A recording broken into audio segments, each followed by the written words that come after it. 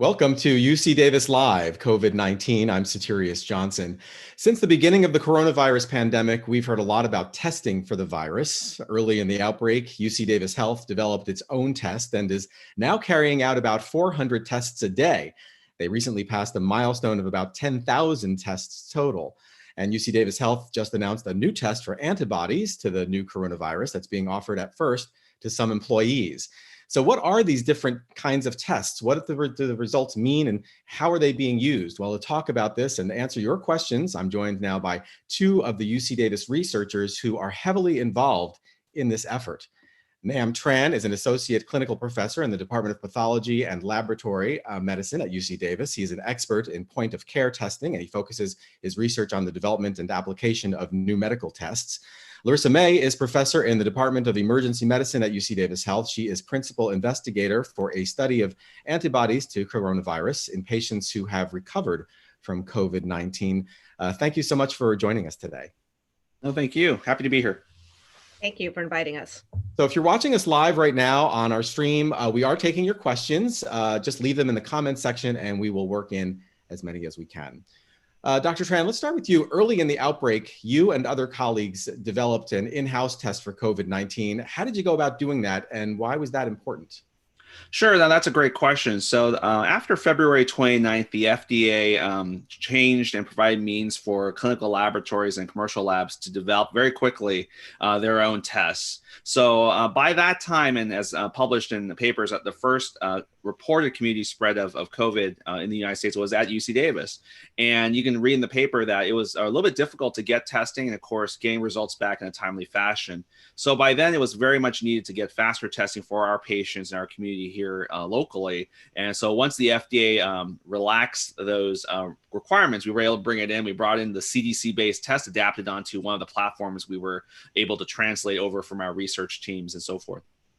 And at the time, your lab actually had just acquired a new robot for running those kinds of tests. Was that just very lucky timing? I think so, and we kind of laugh a little bit because the paperwork to get such an instrument does take a while, so it worked out on time, and we were one of two places in the University of California Health, so the 5 UCs that have a hospital to have that instrument. So we're very lucky to have that platform. And how exactly has it helped? So it was able to provide us with, obviously automation. So with most molecular labs, many other places, they're not necessarily equipped to do large scale testing of what we need with a pandemic.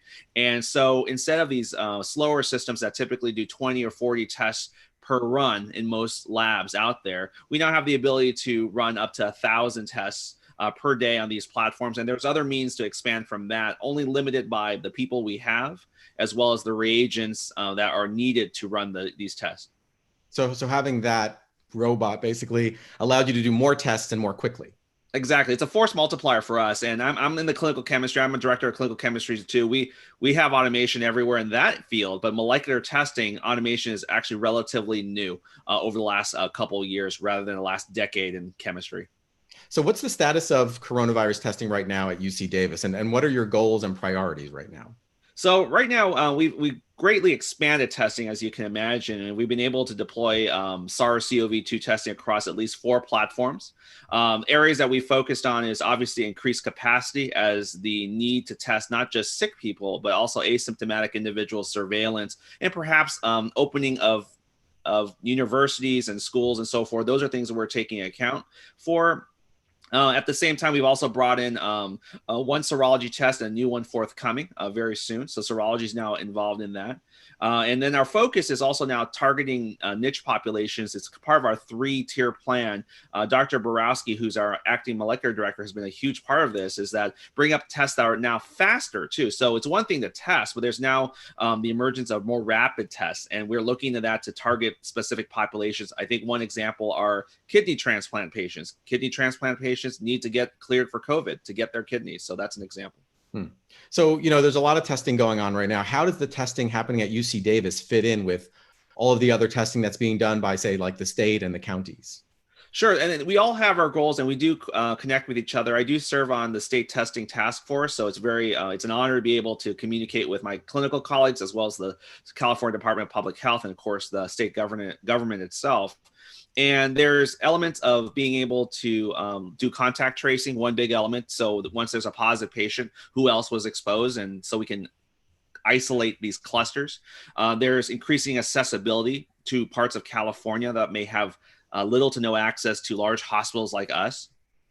There's pathways to increase supplies to many of these places that now have instruments but are limited by the shortages in the reagents that are out there. So all these are coming into play, and then also looking at alternative specimen types. You probably heard the news that the first type of sample to collect is a swab that goes very deep in your nose, and people, it's not comfortable. And we're looking at ways to improve the performance of less invasive testing specimens. So those are all the things that are being evaluated, and there's many more.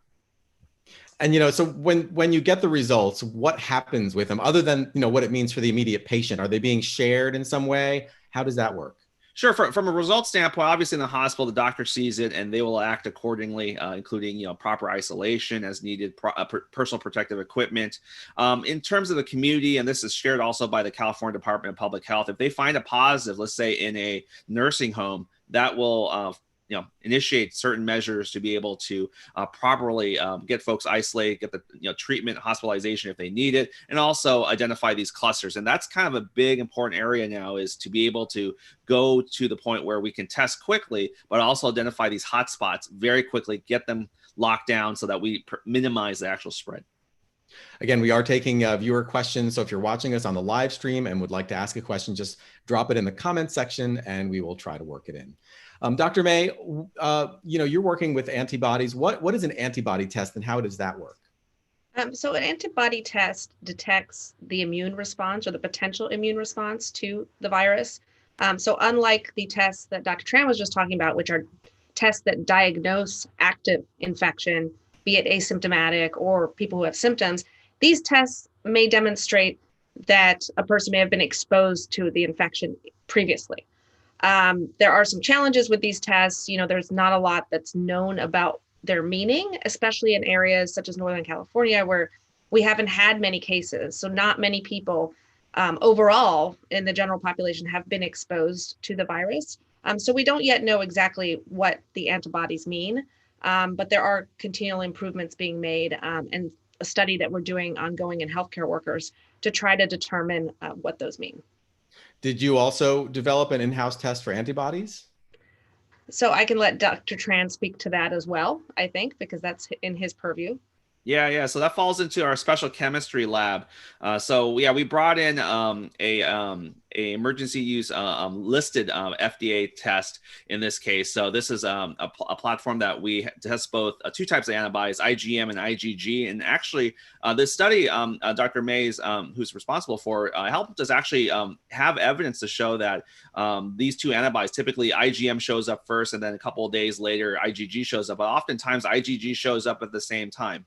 Or very close to that. So it helped inform us on what needs to be done, and then actually allow us to transition to our second phase plan. This was actually planned months ago, believe it or not, and move us to this next platform that we're going to deploy very soon.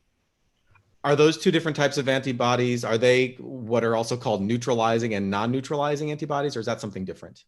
They could be, might be, don't know. And that's really the challenge. And these early tests, they can't differentiate that. And I would have to put in there, if we do pick these up at some point with a platform, and that's the hope of future platforms, we still have to learn if the concentration, the level of neutralizing antibodies actually confer any meaningful long-term immunity. And I guess neutralizing antibodies are ones that actually, renders the virus harmless, whereas the non-neutralizing ones, they don't really neutralize the virus, but then they kind of flag it to the body's immune system to attack it. Is that correct? That's correct, or at least as an indicator that we were exposed to it. But you were exposed to it. We hear a lot of conflicting information about these antibody tests, that they might not be giving such accurate results. How reliable are they? So I think, you want to take this one first? Yeah. So I think, obviously as the assays are improving, potentially in the future, we may have assays that are able to detect neutralizing antibodies. Right now, in areas where there has not been a lot of exposure. So unless, we're in New York City, it's very hard to know what a positive antibody test means. The current assays that we use have some cross-reactivity I'll explain what that means in a minute, but to the human coronaviruses that circulate every year. So there are 4 other coronaviruses that are not SARS related that we can be exposed to. And some of these antibody tests have some cross-reactivity, meaning if they pick up antibodies, it may be because you were exposed to the other ones. So that's where you get a false positive. So essentially, especially in areas such as ours where we have not had a lot of exposure, there's a good chance with the current assays that that may be a false positive if you demonstrate IgG. Versus if we, get better tests that detect neutralizing antibodies or are more specific, have less cross-reactivity to seasonally circulating coronaviruses, then we may be more confident. Or in areas where the prevalence, meaning the number of people who've been exposed to the coronavirus, the new coronavirus, then in those cases, we can be more confident. For example, in New York City, even if the test's ability to pick those up is not as good, that there's a high likelihood of exposure. So right now, I would say if you have a negative antibody test with most of them, then there's a good chance you've never been exposed to the coronavirus, the novel coronavirus. However, if you have a positive test, there's a certain chance that that's just, from a previous human coronavirus infection, from a year ago. Like the common cold. Correct. And Right. I think what's been interesting is, in speaking to people anecdotally and, running this study is many people believe that they had COVID at some point. Some people believe they had COVID, 6 months ago. And we know from the available evidence that COVID wasn't circulating in November in the United States. At least we don't think so. So it's highly unlikely if you had flu-like symptoms in November, December, that was COVID. Also, we had a really bad flu season at the same time. So there was circulating influenza. And so I think many people who think that they had COVID-19 in January also probably had the regular flu or another virus that was circulating at the time that causes also severe symptoms and pneumonia called human metapneumovirus. So, in this area, and I think that's been confirmed throughout Northern California, except in certain hotspots, there really hasn't really been a lot of exposure. However, if you were known to have been exposed to the infection, so you had a positive PCR test, a positive molecular test, and were diagnosed with COVID, those folks, it seems for the most part, do have antibodies, and we can presumably assume that that's related to that virus. Yeah, We do have a viewer question. Okay, did you want to add something? Yeah, it's important to note that the labs across the U.S. and especially the UC hospitals, they've deployed very good tests, right? And Dr. May highlights an important part. I would say that some of the tests are now different in terms of specificity. That's what we need to look at. In some cases, 99.3% specific versus 99.8% specific. And that 0.5% difference actually makes a huge difference given how low the prevalence is in California. So these are really good tests on any other given day. We're now dealing with the, I guess, the unintended consequences of sheltering in place very early. And that's good for the community, but it also reduces the prevalence, which affects the performance of these tests. Okay, so before we go to the viewer question, since you brought it up, let's talk about, when it comes to these tests, there's something called sensitivity and specificity. So what's the difference between sensitivity and specificity when it comes to these tests? Sure. The specificity is just the true positive rate. How many times you're gonna get it right on a positive results, and the specificity, of course, is the true negative rate.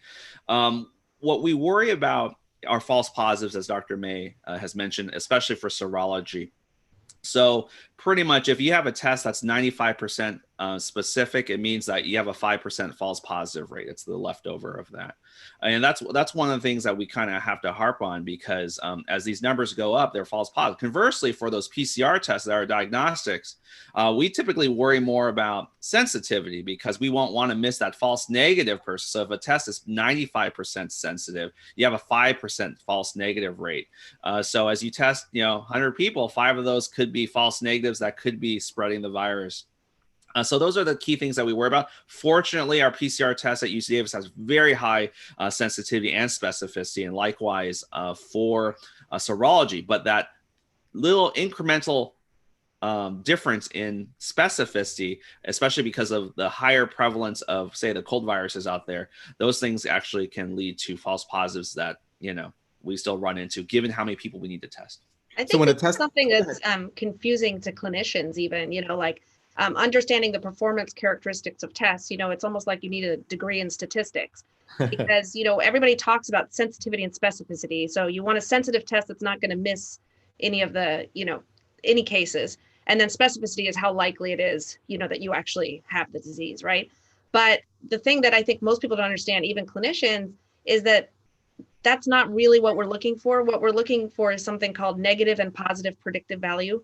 So how likely is it if you have a positive test that you actually have the disease? And how likely is it if you have a negative test that you don't? And so those are the numbers that are clinically useful. And the problem is that those numbers are influenced by something called prevalence, meaning how many people in the population you're testing have actually had the disease, or, so if you have a prevalence of less than 2%, even if you have a really good test that's 95, 97%, sensitive and specific, you're still, that's where you get into the, it's only maybe 50 or 60% positive predictive value. And that, that's the issue, right? So if you have a positive, there's only a 50 or 60% chance that you can be confident that you actually have antibodies or you've been exposed. So I think that's the part that's hard to understand. It's hard to explain in a layperson perspective. It's even hard as a clinician to wrap one's head around it. But that's really, we shouldn't just be thinking about sensitivity and specificity. We should also be thinking about that. And it's good to see the numbers, because the state task force has this table that we publish where it shows that if our prevalence was 1%, so 1% of the population has COVID, and you have a test that's 99.3% specific, which sounds amazing. It's only 0.7% off being perfect. It's still an 80%, roughly 80% positive predictive value, meaning that you're still going to get 20% of those being false positives. So that's the idea with the idea of immunity passports has basically been debunked because of this, because we don't want to give people false assurances that if they have the antibody and it's positive, then somehow they're going to change their behavior because they're going to think they've already been exposed. So they may be less likely to mask, they may be less likely to self-isolate, but the reality is they still have that 20% chance that they weren't actually exposed. So they're putting themselves and other people at risk. So that's why sort of we've, gone back to actually studying what these tests mean, and knowing that currently in this pandemic, without a lot of exposure in our area, we can only glean so much from the information. So it sounds like the more people get it, the more accurate these tests can become. Right? Yeah, the more likely that you have a positive that it actually means you are exposed, just as the disease, the disease in the population spreads. So, if we're talking about herd immunity, which we are so far away from, because we were so effective at sheltering in place, we're not going to, until we get to those levels, we're not going to feel confident, that if you have a positive, you actually are immune. And even despite that, we don't even know if you have these IgG or IgM antibodies, because of the whole issue that they may not be neutralizing. What does that mean? Does it mean that you're actually protected? How long does the immunity last? What, quantity of antibodies do you need to be protected, even, for the neutralizing antibodies? So many, many questions that remain to be answered. Right. Let's go to the viewer question now. So Carol is asking, how close are we to knowing what the neutralizing antibodies are? I think we're going to be, it'll be sooner rather than later. So I would say that there are European studies right now of tests that we have access to are showing good agreement with antibodies that these platforms detect that can agree with neutralizing antibody assays. But I'm going to put a big caveat there. Even if you have them, we still don't know what levels that confer immunity and how long they last too. Even SARS-1, the first SARS, not the SARS-CoV-2, immunity lasts for 3 years, roughly. That's what people believe. There are a lot of, people want to know if once they're tested, they'd like to know as quickly as possible, what the results are. Are the rapid result tests where you get the result like in 15 minutes, are they generally less accurate than the ones that are sent out to labs? I'll quote the state testing task force line on this is these tests are not recommended for any type of use in this case, because there are higher amounts of false positives and perhaps false negatives too. It's by nature of the platform. These are called lateral flow assays. These are inherently inaccurate for other tests that we do, short of, say, a pregnancy test. Those work quite well. But a lot of these other tests aren't that well designed. And these early tests were just made quickly to target just the whatever they can grab onto that's close to the virus. And, some places do it better than others, I'll say that, but it still won't compare up against these laboratory-based tests that are now available. Why is there such a disparity in the quality of these tests? I mean, were they just kind of rushed out there and authorized for emergency use, and they just are just not good?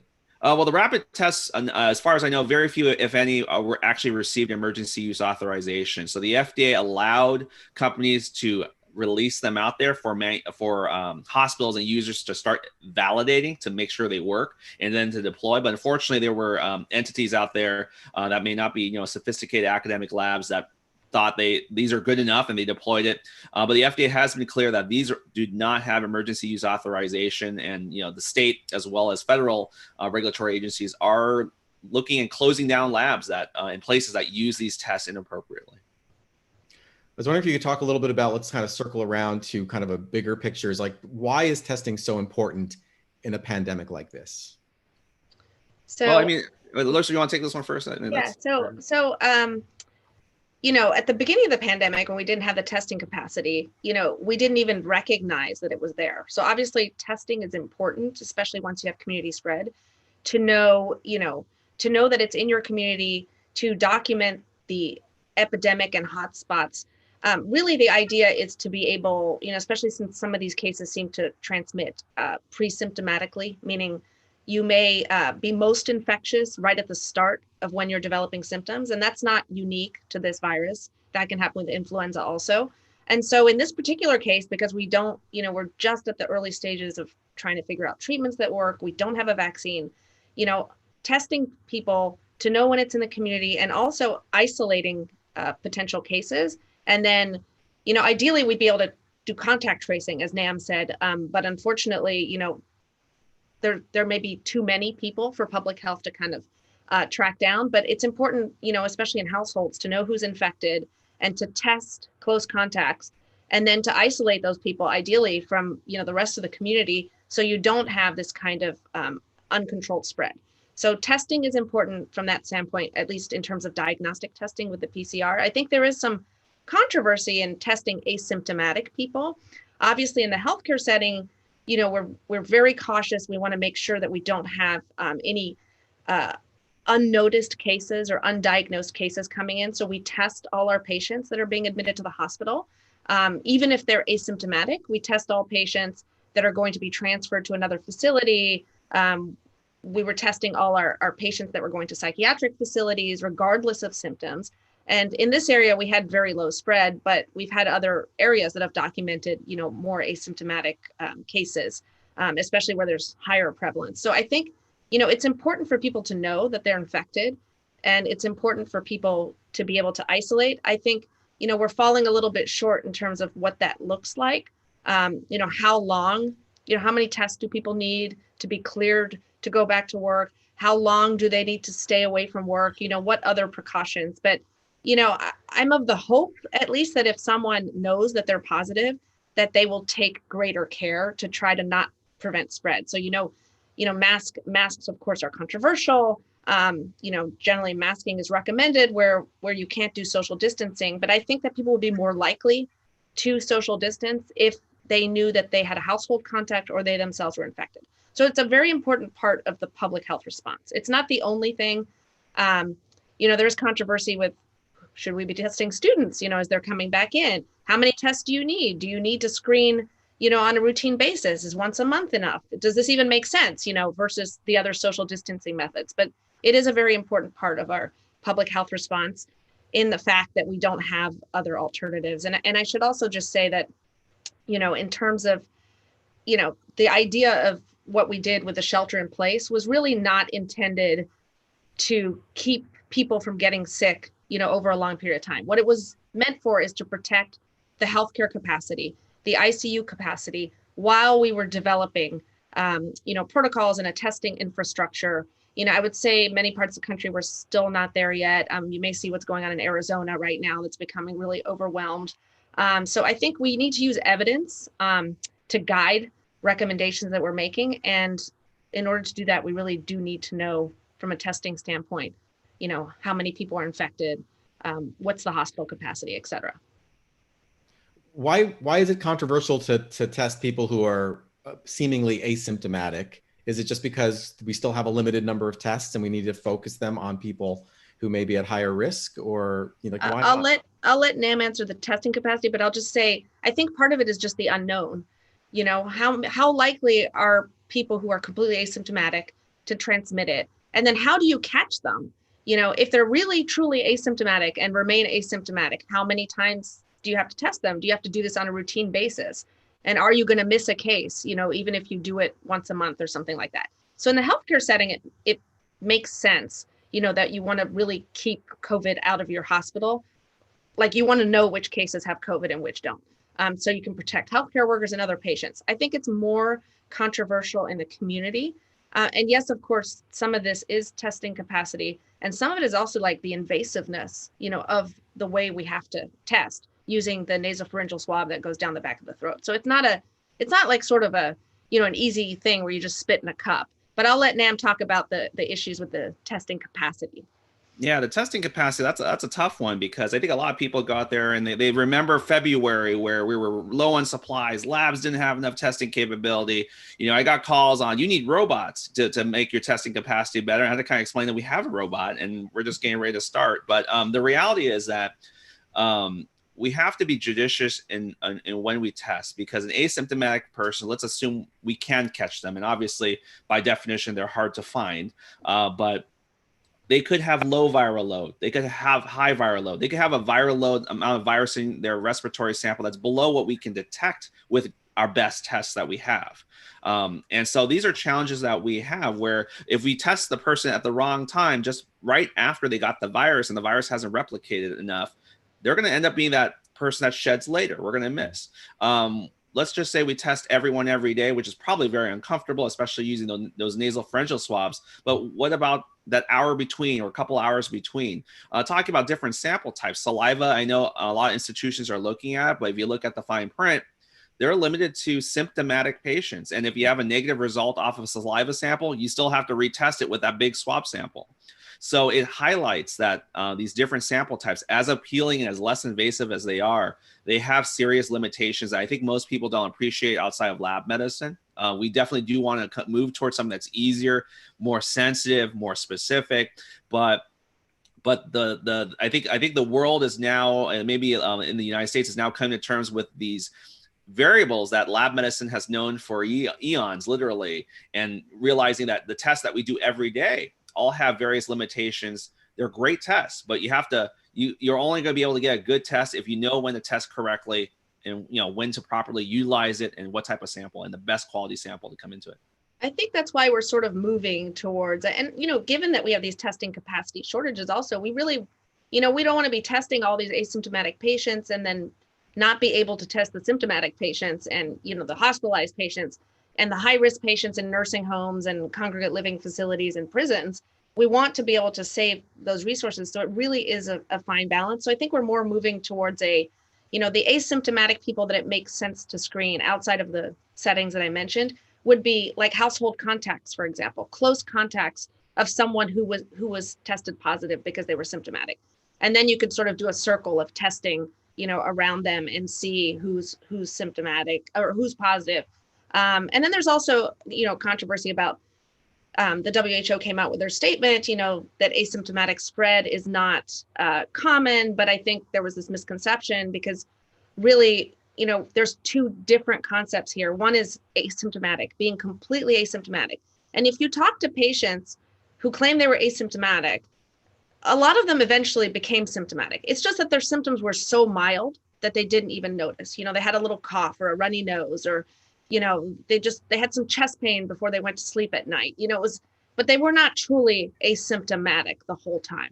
But we also know there's likely subclinical infection, meaning you develop the infection, but you never really develop much in the way of symptoms. We know that with things like chickenpox and other viruses. So, I think it's a challenge, but in order to, detect those like 0.4% of cases or whatever it is, you'd have to test 12,000 asymptomatic people. It doesn't seem at this stage a good use of resources to me personally. And I think a lot of our experts, also feel the same way. When we talk about increasing testing capacity, we're not talking about indiscriminately testing everyone. Yeah. Right. And That was a very CDC confusing Health, statement by the World Health Organization, Yes, because it was. as you said, I mean, I think there were a lot of people were, I guess they were really pre-symptomatic and they just didn't realize it because they had very mild or unusual symptoms. So that was, and they did retract that in the end. So it's not clear someone who's pre-symptomatic how likely they are to be able to spread it. We also know that with these viruses that happened with SARS-1, there's a phenomenon known as being a super spreader. So some people may be much more likely to transmit the virus, even if they're not very symptomatic. So it doesn't really have to do with your symptoms versus others. And so that's sort of the concern. And that's the recommendation for, well, if everybody like uses social distancing and masks, the masks, if you're both wearing masks and, the risk is going to be much lower. But there could be someone who has very little symptoms. They think they have their seasonal allergies and they're actually a super spreader. They're just spreading more as they go along. And so we think that maybe up to, 80% of the cases have been caused by 20% of the infected person. So I think that's really hard also for people to wrap their heads around, that the mask is, it is to protect you, but it's also to protect others from you. And so if we thought of it more that way, then that would perhaps be the better way to think about it from a public health perspective. But that's why, we're in this new normal, and social distancing, unfortunately, is still going to be very important because, we will likely see more hotspots. And our goal is just to, maintain our ICU capacity. And that's the part, that's why we did this, not because people aren't going to become infected, just to buy time. I think we're still at a point in this pandemic that we have to behave as if either I have it or you have it. Like, we have to behave like we do have it in order to prevent the spread until we have a vaccine, basically. Or we reach herd immunity, which is actually Right. a scary concept because we don't know if it's possible. And we know we would have to go through multiple rounds of, things that look like New York over a couple of years in order to even talk about that possibility. So we have another viewer question.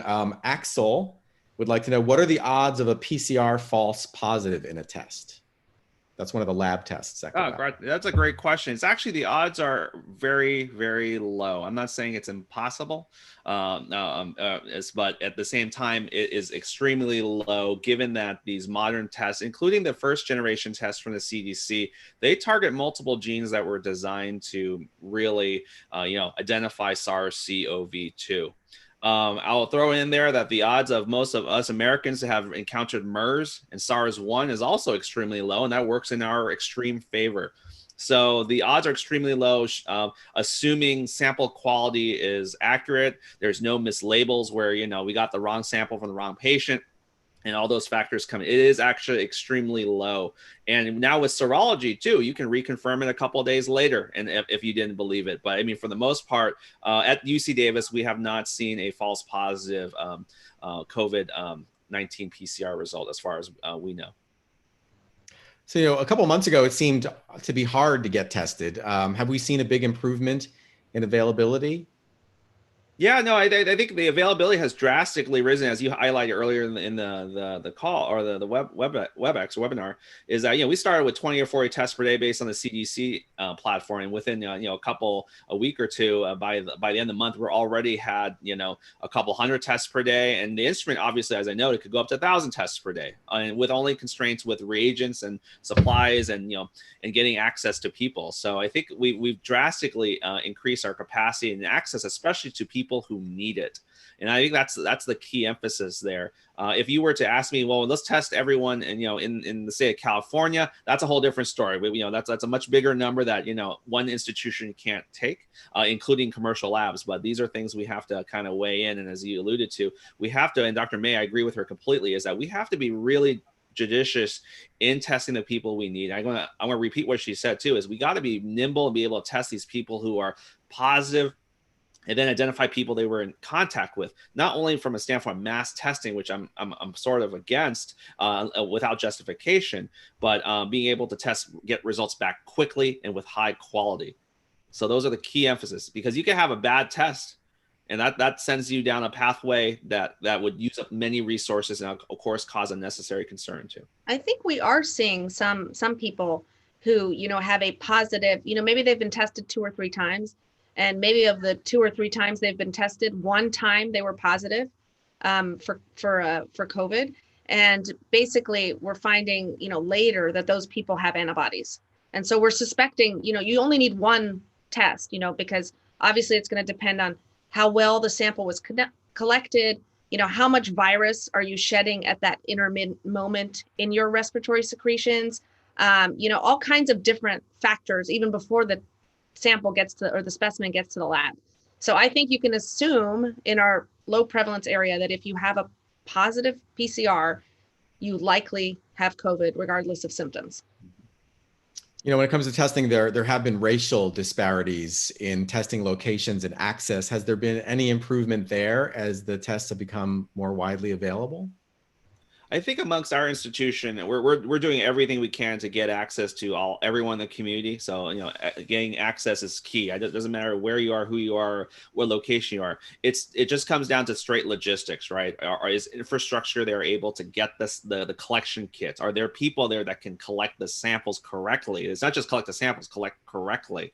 I'll use examples of giant companies, right? If you have 10,000 people, 30,000 people at a company, it's great that you have a big commercial lab that works with you to test 20,000 samples a day, 50,000 samples a day. But if you can't operationalize getting the swab up of someone's nose or spit into a cup, whatever, and do it correctly with the right label. So you want your name to be on the right tube, right?